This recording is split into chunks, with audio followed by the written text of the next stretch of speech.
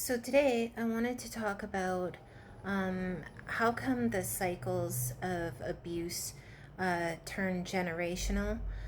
They turn into generation cycles of abuse, and what my own experience with my abusive family, relatives, spouses, and relationships has been. Um, from what I could see, I remember that it was absolutely forbidden to ever speak on the abuse that happened, on anything that occurred, no matter how terrible or traumatizing it was. Um, so, my mother had six siblings. She was the seventh child. And uh, she very much never wanted me to speak on uh, what my grandfather was like when her and her siblings were growing up. I heard through my mother and her siblings, they would be talking, and I'd be a kid and I'd be just listening to what they were saying. And even as a small child, I could tell that everything I was hearing was absolutely horrendous and it was wrong. And um, there's it should have never happened. And then when it did, I always felt like my mother and her siblings as children should have received way more help and assistance from the people that were hospital staffers at the hospitals that they had to visit due to my grandmother's injuries, which were caused directly from my grandfather. Um, uh, and these were not no minor injuries. These were pretty serious. So I grew up with this knowledge of the difference between right and wrong, and then it became a question of loyalty.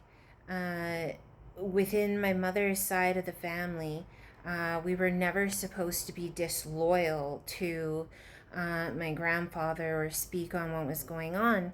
And I didn't understand why.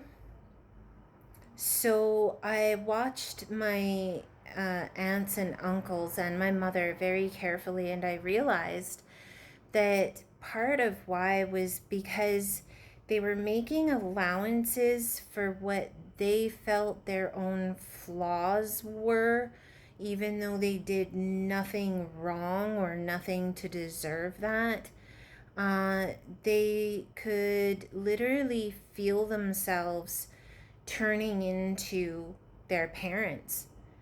I did a previous post about this, about the ego complex, and how somebody with an enormous inflated ego, I know the common term nowadays is narcissist or whatever, but the person with the enormous ego cannot stand to see themselves within another person. And so they cannot stand to see almost their own reflection, even because in their minds, they know that, they've done some things pretty terrible, and they feel like they can't control it, or they feel like um, because they were children at the time, they had no control then. So now you just have to sort of accept and move on because you have no control as an adult either. They don't really separate themselves from their parents when it comes to identity. They very much see their parents within them. even if the one of the parents or both of the parents or whatever is abusive, um, they grow into this idea that because they received virtually no assistance or no help from the public that saw them going through this and knew what they were experiencing as a family. And my grandmother, within her marriage, everybody knew about it in the small town that I'm from, but nobody did anything.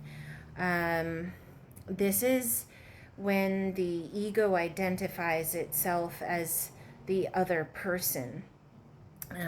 Usually it's someone related to them. So it's very difficult to, once you have fully identified yourself without even knowing it as a grown adult, once you have fully identified yourself with your parent, or in this case, your parent that was an abuser, you see no separation. So when they do something wrong, or when they did something wrong in the past, it's never supposed to be discussed or talked about because it's a huge shame. So this is where the family starts to feel ashamed for things that they had nothing to do with. You can be your own worst enemy and tame and control yourself and your own inner demons. And our own inner demons are what make us all our worst enemy. But we tame and control ourselves and our own inner demons. We don't venture out and try to control the lives of others outside of us, because when you try to control in that manner, it just becomes abuse. So don't talk about ever what happened. Don't bring, quote, don't bring shame on the family, is actually, it becomes very quickly, don't bring shame on us, even though there is no way they could control what was going on. They figure that obviously it all couldn't have been that bad because everyone in the hospital saw them and they were just sent home in the snow after after mother recovered. They just were all sent walking home by the sounds of it. They never received any grief counseling or any outside help or resources.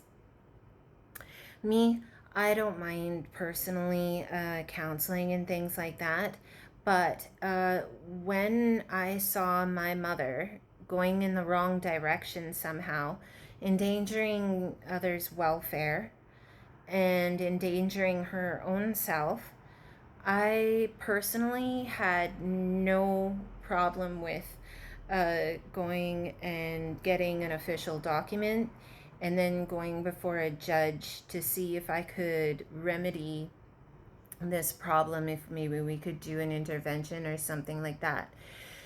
It turned out that my father had to be the one to do that process, so I couldn't do it. It couldn't be me.